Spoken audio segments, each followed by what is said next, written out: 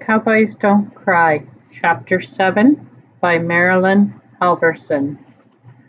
I watched the lights of the van until they disappeared, then silence and darkness settled over the valley, giving me that funny feeling I get sometimes if I wake up late at night. The feeling that I must be the only person left in the whole world. I looked at my watch. It was 11:05. I couldn't believe that today had been just one day. It seemed like I'd had enough trouble for at least a week. The other horses had followed Angel back to the barn, so I shut them back into the corral. Then I got Angel some of that precious hay I'd been so proud of saving. Oh, yeah, I'd saved some hay, all right, and practically killed a horse to do it. I should have known there was a reason Dad hadn't let the horses into that pasture. I should have waited. But all the should haves in the world weren't going to change things. They weren't going to give me another chance. Nothing was going to change the way Dad was going to feel. It wasn't going to change the way I felt either. I put my arms around Angel's neck, buried my face in her mane. "I'm sorry, girl," I whispered. Then maybe it was because I didn't know how I was going to face Dad, or maybe because I was so tired, or maybe I just had more than I could take in one day. But the next thing I knew, I was crying, bawling like a baby, in spite of all my mom had taught me about being brave. And I thought girls cried easy. It took a long time to get all cried out. Finally, I raised my head and wiped my face on my sleeve. I took a deep breath and swallowed hard.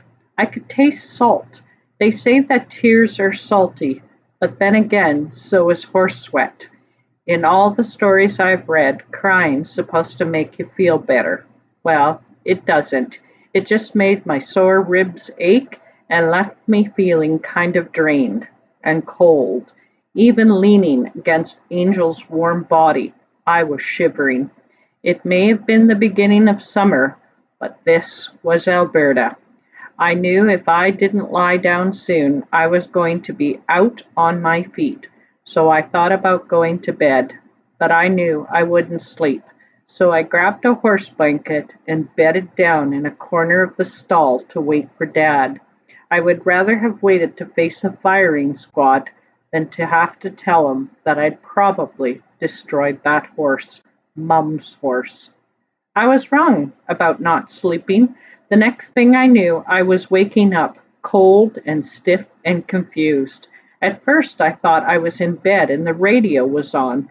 Then I realized that nobody who sang that bad could get on the radio.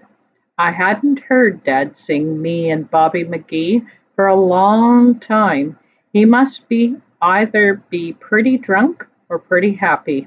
Then I remembered why I was sleeping in the barn, and I knew he wasn't going to stay either way very long. Jeff's voice broke in. "Hey, there's lights on in the barn." I was still trying to get the kinks out of my muscles and the straw out of my hair when they walked into the barn. They didn't even see me at first, back there in the shadows, but they saw Angel. For all of Dad's bad habits, he doesn't swear much. Maybe Mum broke him of it the same way she did me. I used to blow bubbles for a week from the soap in my mouth every time I tried out a new word. But Dad swore now, and it wasn't one of his Irish temper outbursts. It was low-voiced and cold. Then he turned and saw me. He didn't say a word at first. He just stood there looking at me with eyes like a cornered wildcat's, except they were blue instead of yellow. I made myself look back into those eyes, but it was the hardest thing I've ever done.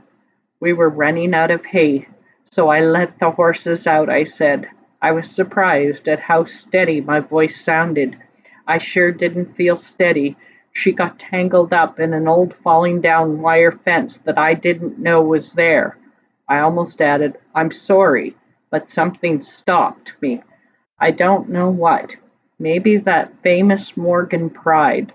God only knew I was sorrier than I'd ever been for anything I'd done in my life, but I just couldn't say it. Not to Dad. Not when he was looking at me like that, blaming me because I messed up something he should have been doing himself if he hadn't been sneaking off to a rodeo instead. So I just glared back at him. He still didn't say anything, but I could hear him breathing clear across the stall. His hands were knotted into fists, and I thought he was going to hit me. I almost hoped he would. It might make me feel better. He didn't hit me, but the words he finally said hurt a whole lot more. I should have known better than to trust you with her horse. His voice was so hard and cold, I started shivering again. He spun around and slammed his fist against the wall and walked out into the night. Jeff had been standing back, staying out of it, but now he heaved himself away from the wall he was leaning on and pushed his hat back so I could see his face. Come on, kid, standing out here freezing to death ain't gonna help nothing. I didn't move. Hey, short stuff, snap out of it. It ain't the end of the world. He reached out, put his big, hairy, grizzly bear arm around my shoulders. The way things had been going, you'd think I'd have grabbed for a little affection, like an orphan pup, but it wasn't Jeff's affection I wanted. I jerked loose. Leave me alone, Jeff. I ain't your kid, and I don't have to jump every time you holler. Listen, Shane, Jeff started.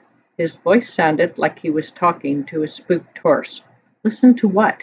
Listen to some more of your lies? Where's the horse you went to Cochrane to buy? I don't know what I was trying to do. Nobody had ever been a better friend to me than Jeff, but I felt good when that look crossed his face, told me I'd scored a hurting shot. You're a phony, Jeff, a big, irresponsible phony, just like my old man's a useless, falling down drunk clown. I never had a chance to figure out where I'd heard those last few words before because all I saw was a blur as Jeff's big hand shot out and grabbed me by the front of my jacket. He threw me against the wall so hard my teeth rattled. Quit it, Shane. His voice cut through me like a whip.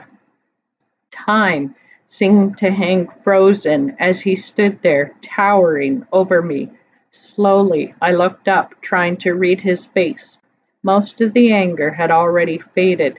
He looked different than I ever thought Jeff looked, older and sadder. Then he started talking, slow and quiet. Did you see this horse when she was tangled up in the wire? I nodded. All right, then tell me, did she get cut up so bad because she got tangled up, or because she wouldn't quit fighting no matter how bad it hurt her? I didn't know what he was driving at, but I wasn't about to get sassy again. I shrugged. Fighting, I guess. Jeff nodded. That's right. And the same thing happens to people. Life sometimes tangles you up real bad, and you've only got two choices. Live with it as best you can and try and untangle it a little at a time, or be like this poor old horse, tear yourself to pieces fighting it and still not get loose. He was quiet a minute, and when he started talking again, he sounded tired. And you Morgans are real good at tearing yourselves up. He stopped talking then, and the late night country quiet settled around us. It seemed like a long time later when he spoke again, low, hardly breaking that silence. You understand what I'm trying to tell you, kid? Yeah, Jeff, I understand, I sighed. I'm a fighter, not an untangler, but I think I'm about finished fighting for tonight. Good. Then let's go in before we freeze plumb to death. His arm around me felt good as we walked across the dew-wet grass to the house.